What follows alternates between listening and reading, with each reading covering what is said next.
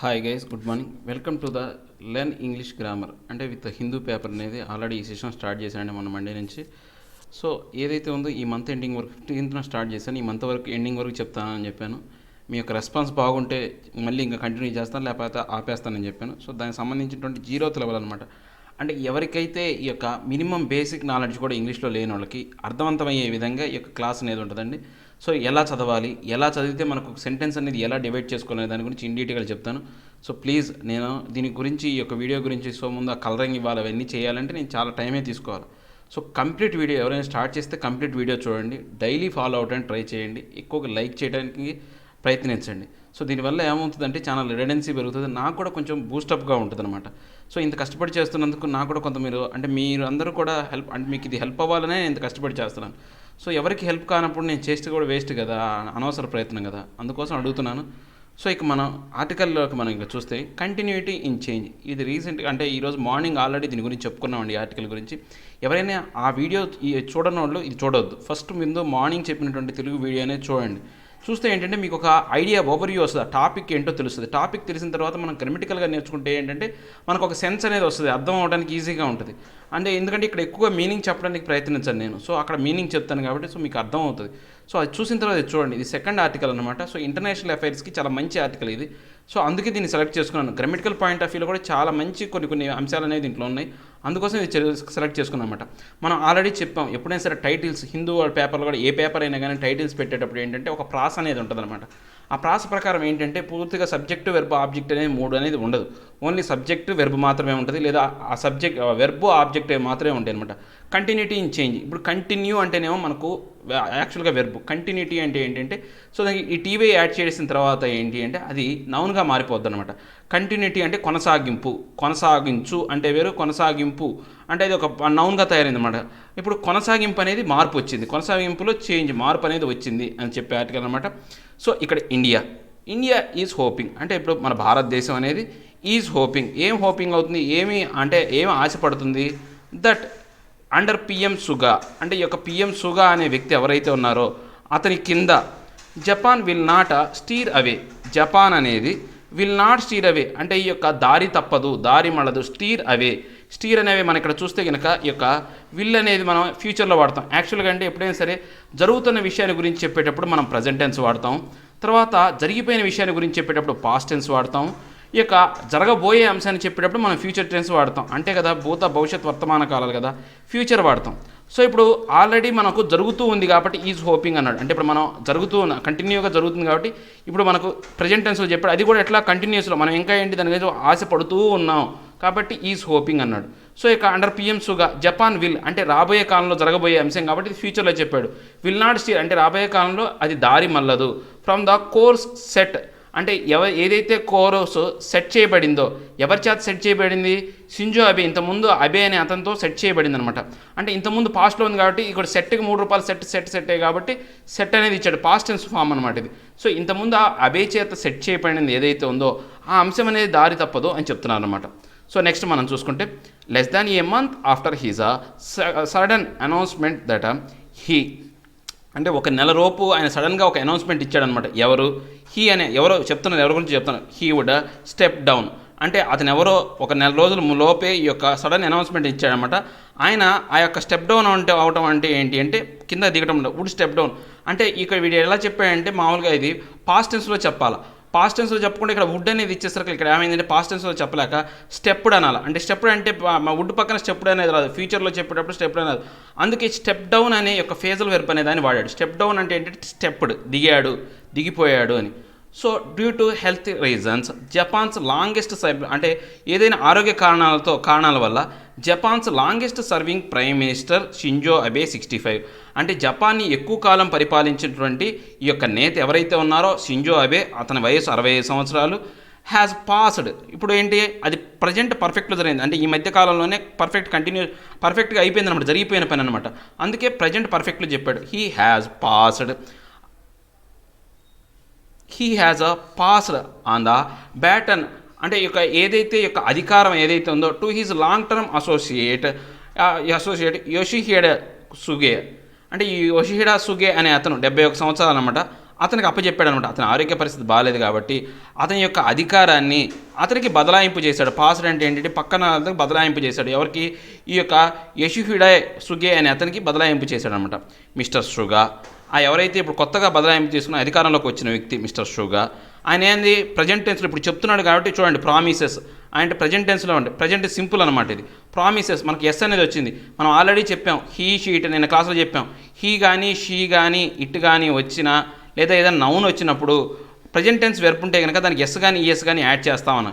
So mister Suga promises continuity అంటే ఆయన ఏం చెప్పాడు, నేను ఏదైతే ఆయన ఒక ప్రామిస్ చేశాడనమాట, కంటిన్యూటీని కొనసాగింపు చేస్తాను రేదర్ దాన్ చేంజ్ అంటే కొత్తగా మార్పులు తీసుకురావడం కన్నా ఈ యొక్క కొనసాగింపు చేస్తాను. రేదర్ దాన్ అంటే కొత్తగా అంటే అది కాకుండా చేంజ్ కాకుండా కొనసాగింపు చేస్తాను. As he takes the reins అంటే ఎవరైతే ఉన్నారు హీ టేక్స్ ద రూయిన్ అంటే ఎవరు, మళ్ళీ దీన్ని ఎవరు రిప్రజెంట్ చేశారు, ఈ యొక్క షింజో అబేని రిప్రజెంట్ చేశారన్నమాట. ఈ లాంగెస్ట్ సర్వింగ్ ప్రైమ్ మినిస్టర్ని హీ టేక్స్ ద రూయిన్ అంటే అతను ఆ కాలంలో ఏదైతే ఉందో దాన్ని కొనసాగింపుగా చేస్తానని చెప్పేసి ఈ యొక్క మిస్టర్ షుగా అనే అతను చెప్పాడనమాట. సో నెక్స్ట్ హిజ్ చాయిస్ అతని యొక్క ఎన్నిక ఏదైతే ఉందో చాయిస్ ఈజ్ అతని యొక్క ఎన్నిక, ఇది వెర్బ్, ఈజ్ అనేది verb. It self an indicator to that continuity అతని ఎన్నిక కూడా చూడటానికి ఎలా ఉంది అంటే కంటిన్యూటీని అంటే ఒక గుర్తు సైగలాగా కంటిన్యూటీ చేస్తాననే దానికి సైగలాగానే ఉందన్నమాట. అతను తీసుకుంటున్నటువంటి చాయిసెస్ నిర్ణయాలు ఏవైతే ఉన్నాయో అన్నీ కూడా. He has been chief cabinet secretary since 2012 అంటే అతను చీఫ్ క్యాబినెట్ సెక్రటరీ అంటే హీ హ్యాస్ బీన్ అని వాడాడు. అంటే ఇది ప్రజెంట్ పర్ఫెక్ట్ అనమాట. ఎందుకు ప్రజెంట్ పర్ఫెక్ట్ అనే దాన్ని వాడాడు అంటే యాక్చువల్గా చెప్పాలంటే ఆయన అప్పుడు పనిచేశాడు, పర్ఫెక్ట్గా పనిచేశాడు. కానీ ఇప్పుడు కూడా ఆయన ఏంటి అధికారంలోనే ఉన్న అంటే ఏదో ఒక పదవిలో కొనసాగుతున్నాడు. అంతే, కొంతకాలం పనిచేసి ఆగిపోలేదు. అతను ఏ అధికారం లేకపోతే అప్పుడు మనం పాస్ట్ పర్ఫెక్ట్లో చెప్తాం అనమాట. సో అతను ప్రజెంట్లో అంటే అతను పనిచేశాడు, పాస్ట్లో పనిచేశాడు, ఇప్పుడు కూడా అతని యొక్క ఏదో ఒక అధికారంలో ఆయన ఉంటున్నాడు అనమాట. హీ హ్యాస్ బీన్ అంటే ఆ కంటిన్యూటీని చెప్పడానికి he has been chief cabinet secretary since 2012 2012 నుంచి అతను చీఫ్ క్యాబినెట్ సెక్రటరీగా ఉంటున్నాడు.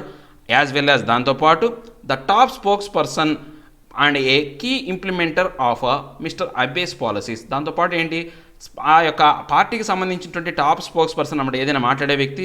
దాంతోపాటు ఈ యొక్క షింజో అబే ఏవైతే ఈ యొక్క కొత్త కొత్త పాలసీస్ తీసుకొస్తాడో వాటిని ఇంప్లిమెంట్ చేసే వ్యక్తి అనమాట. నెక్స్ట్ యాన్ ఎలక్టెడ్ ఎంపీ ఇదంతా కూడా మనం ఎలక్టెడ్ ఎంపీ ఎన్నుకోబడిన నేత. మామూలుగా అయితే మనం ఎలా చెప్పొచ్చు అంటే దీన్ని మనం నౌన్గానో లేకపోతే యొక్క సబ్జెక్ట్గా చెప్పొచ్చు అనమాట. యాన్ ఎలక్టెడ్ ఎంపీ అనేది ఒక సబ్జెక్ట్గా చెప్పొచ్చు. ఎన్నుకోబడిన నేత ఎలక్టెడ్ అంటే ఏంటి, నేను ఎందుకు రెడ్ సింబల్ ఇచ్చానంటే ఎన్నుకోబడిన నేత అంటే ఈ యొక్క ఎన్నుకోబడిన నేత అనేది కూడా మనకేమైంది ఒక సబ్జెక్ట్ అయిపోయింది అనమాట. అంటే వెర్బ్ను కూడా మనం సబ్జెక్ట్గా మార్చొచ్చు అనే ఉద్దేశంతో నేను రెడీ చేసి అంటే ఒక మీకు అర్థమయ్యేటట్టు చెప్పడానికి చెప్పాను అనమాట. ఎంపీ సిన్స్ 1996 అతను 1996 నుంచి ఎలక్టెడ్ ఎంపీగా ఉంటున్నాడు. మిస్టర్ షుగా అతను ఎవరైతే ఆ షుగా ఎవరైతే ఉన్నారో వాజ్ ఇప్పుడు మనకు అతను ఏంటి ఇప్పుడు అతను పాస్ట్లో చెప్తున్నాడు అనమాట. అంటే పాస్ట్లో గురించి అంటే ఆయన ఇంతకుముందు చేసిన పని ఏంటి, minister of state for internal affairs and communication during mister Abe's previous tenure in 2006-07 అంటే అతను 2006-07 సంబంధించినటువంటి అబేకి సంబంధించినటువంటి ఏవైతే ఈ యొక్క టెన్యూర్లో అతని యొక్క పరిపాలన కాలంలో ఇతను ఏంటి మినిస్టర్గా చేశాడు. ఏ మినిస్టర్గా, ఇంటర్నల్ అఫైర్స్ మినిస్టర్గా, కమ్యూనికేషన్ మినిస్టర్గా అప్పుడు చేశాడు కాబట్టి వజ్ మన పాస్ట్ టెన్స్లో చెప్తున్నాం. వజ్ అనేది మనకు పాస్ట్ టెన్స్ని మనం రిప్రజెంట్ చేస్తాం అనమాట. In his press conference after winning the leadership of the ruling Liberal Democratic Party this week mister Suga said అంటే ఇప్పుడు ఏదైతే పార్టీ మీటింగ్ ఏదైతే ఉందో ఆ మీటింగ్లో ఆయన ఏం చెప్పాడు అంటే ఏం చెప్పాడు హిస్ గోల్ అతని యొక్క గోల్ ఏంటి అంటే his goal is to continue with mister Abe's policies అంటే అతని గోల్ ఏంటి, ఆ యొక్క అబేస్ పాలసీస్ ఏవైతే ఉన్నాయో వాటిని కంటిన్యూ చేయాలా and complete his goals particularly task of reviving the economy and controlling the COVID-19 pandemic. దాంతోపాటు ఏంటి ఆయన గోల్స్ని నెరవేర్చాలా, పర్టికులర్ టాస్క్ అయినటువంటి యొక్క ఎకానమీని తిరిగి పునరుద్ధరించాలి, COVID-19 పెండమిక్ను కూడా అదే అదుపులోకి తీసుకురావాలి. ఇవి ఆయన చెప్పినటువంటి యొక్క ఏదైతే సందేశం అనమాట ఆయన ఆ పార్టీ మీటింగ్లో. Next he has also retained అతను ఇంకా ఏం చెప్పాడు అంటే ఇంకా ఏంటంటే రీటైన్ చెప్పాడు అనమాట. ఆల్రెడీ చెప్పేసాడు ప్రజెంట్ పర్ఫెక్ట్ అనమాట ఇది. Mister Abe's key cabinet choices which include the finance, foreign, environment ministries అంటే ఆయన ఇంకా ఏం చేశాడు అంటే రీటైన్ అని చెప్పాడు కదండి సార్, పొరపాటు చెప్పే ఆయన దాని దగ్గర ఉంచుకున్నాడు, ఆయన దగ్గర పట్టి ఉంచుకున్నాడు అనమాట. ఆయన యొక్క అధికార పరిధిలోనే ఇంకా ఏంటంటే అవి ఏవైతే కొన్ని అంశాలు అనేవి ఆయన దగ్గరలో ఉంచుకున్నాడు అనమాట. The finance, foreign, environment ministries ఏవైతే ఉన్నాయో ఆయన ఎవరికి ఇచ్చేవాడు కాకుండా ఆయన దగ్గరే ఉంచుకునేవాడు, పట్టి ఉంచుకునేవాడు అనమాట. ఆ యొక్క పదవులు కూడా ఆయనే దాన్ని నియంత్రించేవాడు అనమాట. సో ఇప్పుడు ఆ నియంత్రణ అనేది కూడా ఈయన కూడా అలానే చేస్తున్నాడు అనమాట. Despite his best intentions to stay the course he has taken. అంటే ఇప్పుడు ఆ యొక్క కోర్సులో ఉండటానికి కన్నా, అంటే ఇప్పుడు మనం డిస్పైట్ అంటే ఇప్పుడు ఆయన ఏంటి, ఆ యొక్క కోర్సులో స్టే అయ్యి ఉండటం కన్నా, టు స్టే ఇది కూడా వెర్బ్ కిందకే వస్తుంది. టు వచ్చిన తర్వాత చూడండి ఎప్పుడు కూడా V1 వస్తుంది. టు స్టే ద కోర్స్, ఆ కోర్సులో కంటిన్యూ అవుతూ he has taken change at a crucial moment. అది అంటే షింజో అబే దారి ఏదైతే ఉందో ఆ దారిలో నడుస్తూనే ఇంకా ఆయన కొన్ని అంశాలు అనేవి, కొన్ని మార్పులు అనేవి తీసుకురావాలా, క్రూషియల్ మూమెంట్ అనేది తీసుకురావాలా. ఎందుకని ఏ ర్యాపిడ్లీ చేంజింగ్ వరల్డ్, ఈ ప్రపంచం అంతా కూడా ర్యాపిడ్గా చేంజ్ అవుతుందన్నమాట. అండ్ దాంతోపాటు రెండు సెంటెన్స్లు కనెక్ట్ చేస్తున్నాడు. ఈ ప్రపంచం అంతా ర్యాపిడ్గా చేంజ్ అవుతుంది.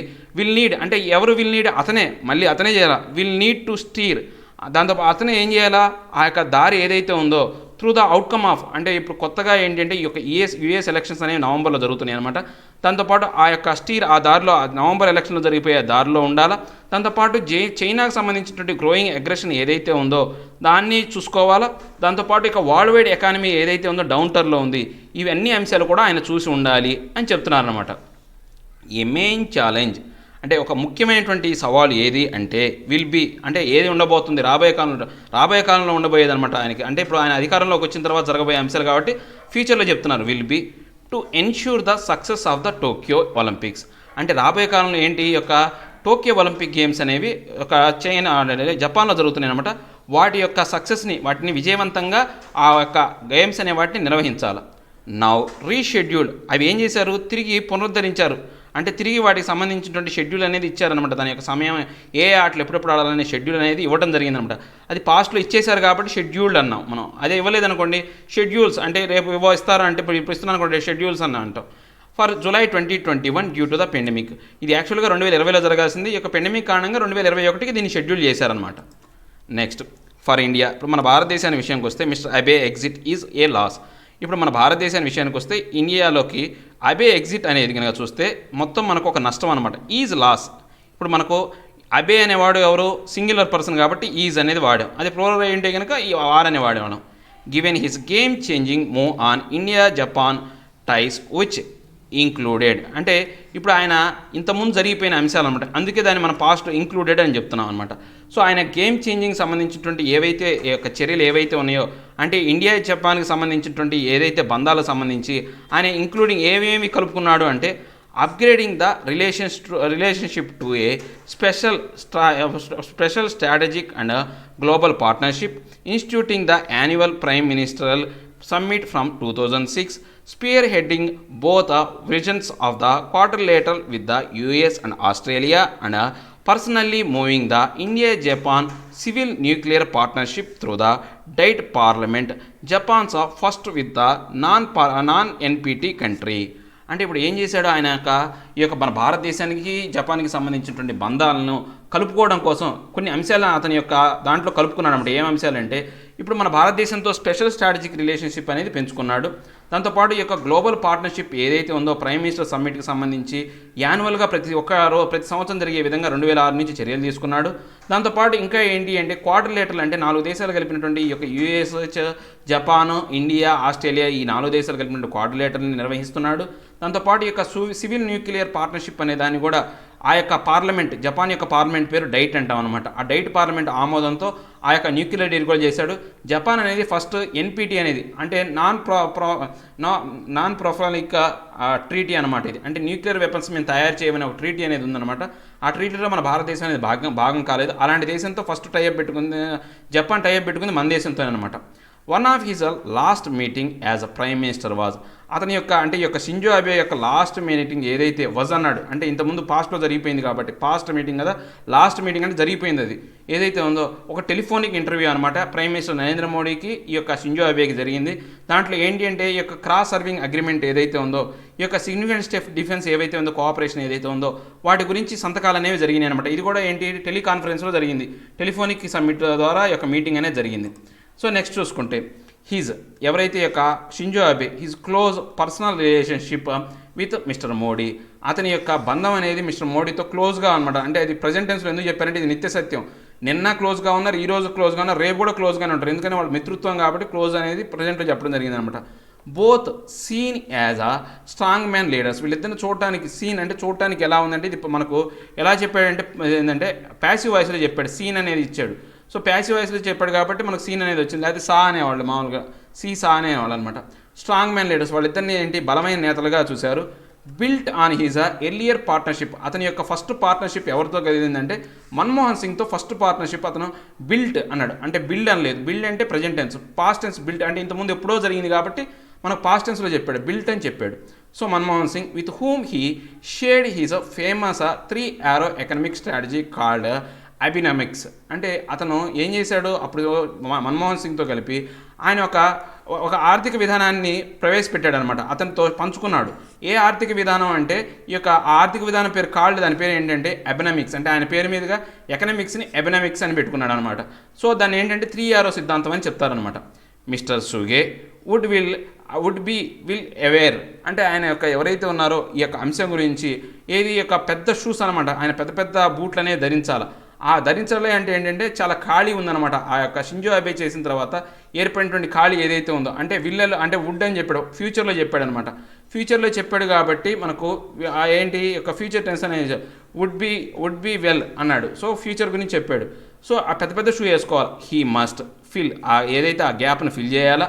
దాంతోపాటు ఈ యొక్క ఇంపార్టెంట్ రిలేషన్స్ ఏవైతే ఉన్నాయో భారతదేశానికి జపాన్ సంబంధించిన వాటిని కూడా ఆయన గుర్తించాలన్నమాట. It is significant. ఏదైతే ఉందో ఆ యొక్క భారతదేశానికి ఇండియాకి సంబంధించినటువంటి రిలేషన్స్ని, ఆ రిలేషన్స్ ఏంటి, it is significant that one of the new governments first engagements. అంటే ఈ యొక్క కొత్తగా ఏర్పడినటువంటి ఈ యొక్క కొత్త గవర్నమెంట్కి ఈ యొక్క ఫస్ట్ ఎంగేజ్మెంట్ అనమాట. అది చాలా ముఖ్యమైనటువంటిది. అంటే ఈ యొక్క రిలేషన్షిప్ అనేవి చాలా ముఖ్యమైనవి అనమాట. Is likely to be the foreign minister level meeting. అంటే ఆ యొక్క అంటే ఈ యొక్క రిలేషన్షిప్కి ముఖ్యమైనటువంటి ఫారెన్ మినిస్టర్ లెవెల్ మీటింగ్ అనేది క్వాడ్కి సంబంధించిన కంట్రీస్ అనేవి టోక్యోలో నెక్స్ట్ మంత్ జరగబోతుంది అనమాట. అది చాలా ఇంపార్టెంట్. ఏది మన భారతదేశానికి జపాన్కి సంబంధించినటువంటి ఈ యొక్క రిలేషన్ సంబంధించి. which will also New Delhi insight to how much has changed and how much will stay the same in Japan's view of the world with the change at the helm. అంటే ఇక్కడ ఇంకేం చెప్పాడు, which ఆ యొక్క meeting ఏదైతే ఉందో ఆ meeting ఆ మీటింగ్నే విల్ ఆల్సో గివ్. ఆ మీటింగ్ మనకు ఒక అంటే ఒక అంశాన్ని కూడా చెప్తుంది అనమాట, ఇస్తుంది అనమాట. ఏమి ఇస్తుంది, న్యూఢిల్లీస్ ఇన్సైట్ టు, అంటే న్యూఢిల్లీస్కి ఒక అంచనా వస్తుంది అనమాట దీనికి సంబంధించి. హౌ మచ్ హీ చేంజ్డ్, అంటే హౌ మచ్ హ్యాస్ చేంజ్డ్, అంటే ఇప్పుడు ఈ పరిస్థితులు అనేవి ఎలా మారిపోయినాయి. హ్యాస్ చేంజ్డ్ పర్ఫెక్ట్, అంటే ఇప్పుడు జరిగిపోయిన స్థితి గురించి చెప్పే విధంగా ఉంటుంది అన్నమాట ఆ మీటింగ్లో జరిగిన అంశాలు బట్టి. అంటే షింజో అబేకి ఈ సెగా అనే అతనికి మార్పులు ఎలా వచ్చినాయి, అంటే ఇప్పుడు ప్రజెంట్ పర్ఫెక్ట్ అనమాట. అది మార్పులు ఎలా వచ్చినాయి అంటే మారిపోయింది కాబట్టి అది ప్రజెంట్ పర్ఫెక్ట్లో చెప్పారు. తర్వాత will stay, how much will stay, అంటే ఇంకా రాబోయే కాలంలో వీళ్ళు ఎలా ఉండబోతున్నారు. విల్ స్టే అంటే రాబోయే కాలంలో ఉండేది కాబట్టి విల్ స్టే మనకు ఫ్యూచర్లో చెప్పారు. Will stay the same in Japan's view of the world with the change at the helm. అంటే ఇప్పుడు ఈ యొక్క ప్రపంచం జపాన్ అనేది రాబోయే కాలంలో ఎలా ఉండబోతుందో, ఇప్పుడు ఈ యొక్క అధికారం ఏదైతే ఉందో అధికార మార్పిడి అనేది, చేంజ్ అనేది, మార్పు అనేది వచ్చింది ఆయన యొక్క నాయకత్వంలో. హెల్మ్ అంటే ఏంటంటే అధికార మార్పిడి ద్వారా వచ్చిన నాయకత్వంలో ఈ మార్పు అనేది ఎలా ఉండబోతుందో కూడా మన భారతదేశం అనేది అంచనా వేస్తుంది అని చెప్పారు. సో ఇదండి, అర్థమైంది అనుకుంటున్నాను మీ అందరికీ. సో ఇలా మనం కనుక యొక్క సబ్జెక్టు వెర్బు అనేది కనుక విడేసుకొని చదివితే కనుక చాలా వరకు మనం పెద్ద పెద్ద సెంటెన్స్లో కూడా మనకు ఎక్కడ కూడా వెర్బు అనేది ఇవ్వలేదు. సో అంతా కూడా కంటిన్యూటీ అనమాట. మనం మాట్లాడుకునే మాటల్లో కొంతవరకు మాత్రమే యొక్క సబ్జెక్ట్ అనేది ఉంటుంది. సో ఎక్కువ సబ్జెక్టు మనకు యొక్క ఆబ్జెక్ట్లే ఉంటాయి. ఈ యొక్క ఏదైతే వెర్బ్ ఏదైతే ఉందో, క్రియ ఏదైతే ఉందో చాలా తక్కువగానే ఉంటుంది. మీరు మాట్లాడేటప్పుడు ఒకసారి మీ మాటలను అనాలిసిస్ చేసుకుంటే కనుక ఈజీగా అర్థమవుతుంది. సో ఏదైనా కానివ్వండి, ముందు మనం తెలుగు భాష మీద పట్టు రావాలి. మీకు తెలుగు భాష మీద కరెక్ట్ పట్టు వచ్చింది అనుకోండి, అప్పుడు మనకు ట్రాన్స్లేట్ చేసుకోవడానికి ఈజీగా ఉంటుంది అనమాట. సో మీకు అందరికీ అర్థమైంది అనుకుంటున్నాను. సో అర్థమైతే లైక్ చేయండి, షేర్ చేయండి. మీరు ఏదైనా చెప్పాలంటే అర్థం కాకపోతే మాత్రం డిస్లైక్ చేయొద్దు, కామెంట్ చేయండి మీరు ఏం అర్థం కాలేదు. సో నేను నెక్స్ట్ క్లాస్లో ఏమైనా సమస్య ఉంటే నేను రెక్టిఫై చేసుకుంటాను. ఇంకా ఎవరైనా సబ్స్క్రైబ్ అవ్వడం ఎవరైనా ఉంటే సబ్స్క్రైబ్ అవ్వండి. మీ ఫ్రెండ్స్ ఎవరైనా ఉంటే షేర్ చేయండి. Thank you very much.